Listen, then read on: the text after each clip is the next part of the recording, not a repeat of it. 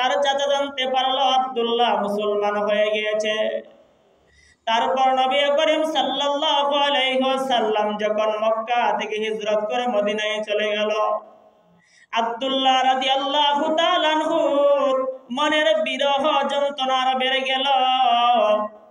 যে চক্ষু দ্বারা নবী করিম সাল্লাল্লাহু আলাইহি ওয়াসাল্লামকে দেখতো, সেই চক্ষু দ্বারা নবী করিম সাল্লাল্লাহু আলাইহি ওয়াসাল্লামকে দেখতে পারে না। কি বলেন, মায়া লাগবে না? বর্তমান সময়ে যদি এক যুবক আরেক যুবতীকে মহব্বত করে, সেই যুবতীকে যদি 1 মাস না দেখে, তাহলে যুবকের মাথার তার ছিঁড়া যা। ঠিক না নি? কেমনে যুবতীরে পাওয়া যা? মোবাইলের টাকা শেষ করে, এমবি শেষ করে যুবতীকে দেখার জন্য। আর সাহাবাই কেরাম তো এমন মহব্বত করতো না। সাহাবাই কেরাম তো নিজের জানের চেয়ে নবী করিম সাল্লাল্লাহু আলাইহি ওয়াসাল্লামকে মহব্বত করতো। নবী করিম সাল্লাল্লাহু আলাইহি ওয়াসাল্লামের উম্মত এমনিতেই হওয়া যায় না রে মুসলমান। নবীর পথে পথ, নবীর মতে মত, সে হলো নবীজির উম্মত। আল্লাহর নবীর সাহাবী আব্দুল্লাহ রাদিয়াল্লাহু তাআলা আনহু যখন মনটা বেকরার হয়ে গেল, নবীজি সাল্লাল্লাহু আলাইহি ওয়াসাল্লামকে চক্ষু দিয়ে আর দেখতে পারি না, আমার দিলের মধ্যে শান্তি লাগে না, আমার তো মদিনায় যাইতে হবে। হঠাৎ করে তার চাচার সামনে পড়ে গেল। তার চাচাকে লক্ষ্য করে বলে, চাচা আমার, চাচা আমি বলতে চাই মুহাম্মদ সম্বন্ধে আপনার ধারণা কি? বা মুহাম্মদ সম্বন্ধে আপনার ধারণা কি? এর চাচা হলো বেঈমান। আপনারা কোন চাচা কি কথা শোনার পর খুশি হইব না বাজার হইব? কথা কই না কেন? খুশি হইব না বাজার হইব? বেঈমানরা কোনদিন ইসলাম পছন্দ করেনি, পছন্দ করে না, এই জন্য সে বেজার। এবং আব্দুল্লাহর বাবা দুনিয়ার জমিনে নাই। বাবাহারা সন্তান আব্দুল্লাহ যখন চাচাকে বলল, চাচা মুহাম্মদ সম্বন্ধে আপনার ধারণা কি? তুমি তো মুহাম্মদের কালিমা পড়েছ, তুমি মুহাম্মদের কালিমা সারিয়া দাও। যদি মুহাম্মদের কালিমা তুমি না ছাড়ো, তোমাকে বাড়ি থেকে বের করে দিব, তোমাকে বাড়ি থেকে বের করে দিব। আব্দুল্লাহ রাদিয়াল্লাহু তাআলা আনহু বলে, চাচা যান, আমি মুহাম্মদের কালিমা আমি ছাড়তে পারবো না। যেই জবান দ্বারা মুহাম্মদের কালিমা উচ্চারণ করেছি, সেই জবান দ্বারা মুহাম্মদের কালিমা বের করা সম্ভব না। চাচা যান, আপনি আমাকে বাড়ি থেকে বের করে দেন বা না দেন, এটা আমার দেখার কোনো বিষয় না। আপনি যদি আমাকে দুনিয়ার জমিনে বাড়ি থেকে বের করে দিতে পারেন, আমি যদি ঈমানের প্রতি অটল থাকতে পারি, আমার আল্লাহ জান্নাতের মধ্যে এর চেয়ে আর উত্তম বাড়ি আমাকে দিয়ে দিবে। সুবহানাল্লাহ। প্যারা উপস্থিতি, নবী করিম সাল্লাল্লাহু আলাইহি ওয়াসাল্লামের সাহাবী আব্দুল্লাহ যখন এই কথা বলল, তার চাচার মনটা আরো খারাপ হয়ে গেল। তার চাচা বলে, ভাতিজা তুমি আমার বাড়ি থেকে বের হয়ে যাও, তোমাকে সমস্ত সম্পদ থেকে ত্যায্যপুত্র করে দিলাম, তোমার বাবার কোনো সম্পদ তুমি পাইবা না। আব্দুল্লাহ রাদিয়াল্লাহু তাআলা আনহু এই কথা শুনিয়া যখন বাড়ি থেকে বের হয়ে যাবে, হঠাৎ করে আব্দুল্লাহকে ডাক দিয়ে বলে, আব্দুল্লাহ রে ভাতিজা, তুমি চলে যাইবা, কোনো অসুবিধা নাই। তোমার পরনের মধ্যে যে কাপড়গুলো ছিল, সেই কাপড়গুলো তো আমার পয়সার কিনা, তুমি আমার কাছে এই কাপড়গুলো খুলিয়া দাও। আব্দুল্লাহ রাদিয়াল্লাহু তাআলা সমস্ত কাপড়গুলো খুলে দিল। একেবারে উলঙ্গ অবস্থায় চোখের মধ্যে দৌড়িয়া ধর দিয়া মার বাড়িতে গেল। তার মার অন্য এক জায়গার মধ্যে বিবাহ হয়েছিল। তার মার বাড়িতে যাওয়ার পর তার মাকে লক্ষ্য করে বলে, মা তুমি আমাকে বস্ত্র ঢাকার মতো কিছু কাপড় দাও। হাদিস শরীফের মধ্যে 2টা riwayat পাওয়া যায়। তার এক রাতের মধ্যে পাওয়া যায় তার আম্মা ওনাকে সালার শর্ট দিয়েছে, আরেকটা রাতের মধ্যে পাওয়া যায় একটা চাদর দিয়ে দিয়েছে।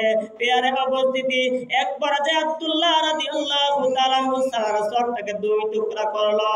এক টুকরা দিয়ে ওনার শরীর ঢাকলো, আর এক টুকরা দিয়ে ওনার লজ্জাস্থান ঢাকলো।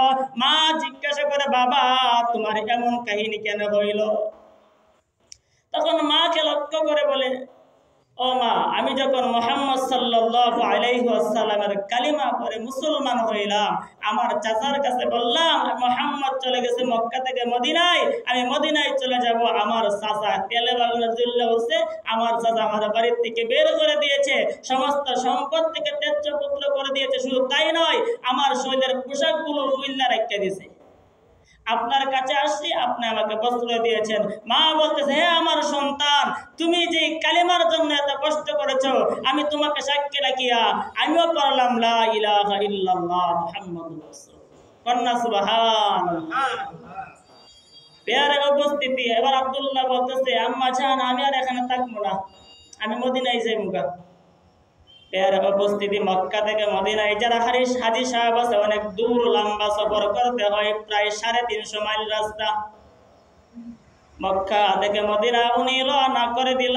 নবী করিম সাল্লাল্লাহু আলাইহি ওয়াসাল্লামের কাছে চলে যাবে। অনেক লম্বা পথ, রাত্রেও হাঁটে, দিনেও হাঁটে, হাঁটতে হাঁটতে এক পর্যায়ে মসজিদে নববীর ভিতরে ঢুকিয়ে গেছে। সাহাবায়ে কেরাম ইমান দেখেন, ধন সম্পদ সবকিছু কিন্তু হারাইছে, এর বিনিময়ে আল্লাহ তাআলা দিবনি, দিব। আল্লাহ তাআলা কি পরিমাণ সম্মান দেয় পরে বুঝতে পারবেন। পেয়ারে উপস্থিতি, আল্লাহর নবী বিশ্ব নবী রাহমাতুল লিল আলামিনের সাহাবী আব্দুল্লাহ রাদিয়াল্লাহু তাআলা আনহু যখন হাঁটতে হাঁটতে মসজিদ নবীর ভিতরে চলে গেছে, যা দেখে সমস্ত সাহাবায়ে কেরাম ঘুমের ঘরে আছে। নবী করিম সাল্লাল্লাহু আলাইহি ওয়াসাল্লাম ঘুমের ঘরে আছে। গভীর রজনী হয়ে গিয়েছে, উনি মসজিদে নবীর খুঁটির মধ্যে হেলান দিয়ে অল্প সময় উনি ঘুমিয়ে গেছে।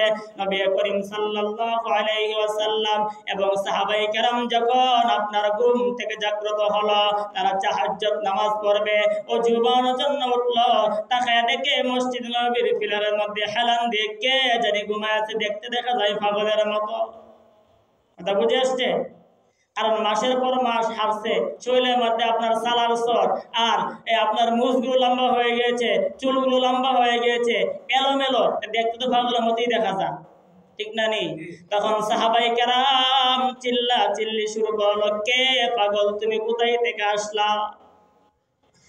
চিল্লা চিল্লি শুনে নবী করিম সাল্লাল্লাহু আলাইহি ওয়াসাল্লাম চলে আসলো। সাহাবায়ে কেরামের চিল্লা চিল্লি শুনিয়া আব্দুল্লাহ রাদিয়াল্লাহু তাআলা আনহু বলতেছে, হে সাহাবায়ে কেরাম, আমি পাগল না, আমি হলো নবীর এক আশিক, আমার নাম ছিল আব্দুল উজ্জা। নবী করিম সাল্লাল্লাহু আলাইহি ওয়াসাল্লাম আমার নাম রাখছে আব্দুল্লাহ, আমি হইলাম সেই আব্দুল্লাহ। তোমরা নবীজি সাল্লাল্লাহু আলাইহি ওয়াসাল্লামের সাথে দেখা করে দাও। নবী করিম সাল্লাল্লাহু আলাইহি ওয়াসাল্লামের সাথে সাক্ষাৎ হয়ে গেল।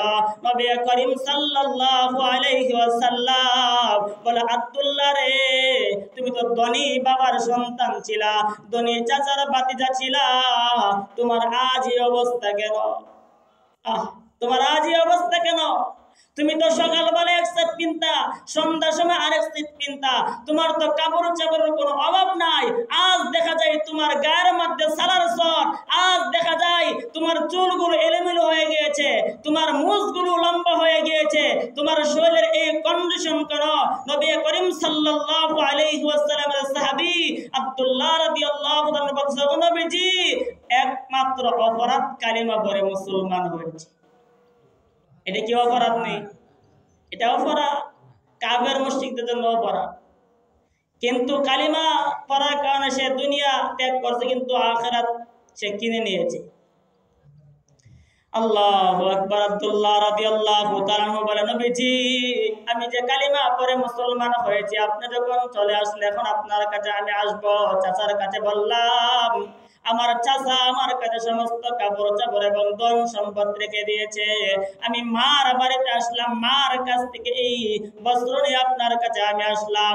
নবী করিম সাল্লাল্লাহু আলাইহি ওয়াসাল্লাম বলে, হে সাহাবায়ে কেরাম, আমার একটা চাদর আছে, সেই চাদরটা নিয়ে আব্দুল্লাহকে দাও। এদিন থেকে আব্দুল্লাহ রাদিয়াল্লাহু তাআলা আনহুর নামের টাইটেল লেগে যায় আব্দুল্লাহ যুল বাজাতাইন। দুই চাদরওয়ালা, আরেকটা চাদর আরেকটা জামা দিয়ে তাকে ইন্তিকাল সময় কাফন দাফন করা হয়েছিল। এদিন থেকে তার নাম রেখে গেল আব্দুল্লাহ যুল বাজাতাইন। পেয়ারে উপস্থিতি, নবী করিম সাল্লাল্লাহু আলাইহি ওয়াসাল্লাম যখন সাহাবায়ে কেরামকে বলল, হে সাহাবায়ে কেরাম, আব্দুল্লাহকে নামাজের জন্য ব্যবস্থা করা হোক। ফজরের নামাজ হয়ে গেল। নবী করিম সাল্লাল্লাহু আলাইহি ওয়াসাল্লাম সাহাবায়ে কেরামকে নিয়ে বসে গেলেন। সাহাবায়ে সাল্লাল্লাহু আলাইহি ওয়াসাল্লামকে নিয়ে বসার পরে নবীজি সাল্লাল্লাহু আলাইহি ওয়াসাল্লাম বলতেছে, হে সাহাবায়ে কেরাম, আমার আব্দুল্লাহ যুলবাইদানকে তোমরা কষ্ট দিও না, কারণ সে অনেক ত্যাগ স্বীকার করেছে, ধন সম্পদ পালাইতে আসছে, সে মসজিদ নববীর মধ্যেই থাকবে, সেখানেই সে অবস্থান করবে, সে তার মতোই চলবে, এখানেই তার খাবার দাবারের ব্যবস্থা করা হবে। পেয়ারা উপস্থিতি, আব্দুল্লাহ রাদিয়াল্লাহু তাআলা আনহু উনি মসজিদ নববীতেই থাকে, এখানেই খাওয়া দাওয়া করে, এখানেই ইবাদত করে। কিছুদিন পর নবী করিম সাল্লাল্লাহু আলাইহি ওয়াসাল্লাম তবুকের যুদ্ধের এলান দিয়ে দিলেন। তবুকের যুদ্ধের এলান দেওয়ার পর আব্দুল্লাহ রাদিয়াল্লাহু তাআলা আনহু নবী করিম সাল্লাল্লাহু আলাইহি ওয়াসাল্লামের কাছেই নবী করিম সাল্লাল্লাহু আলাইহি ওয়াসাল্লাম সমস্ত সাহাবায়ে কেরামকে বলতে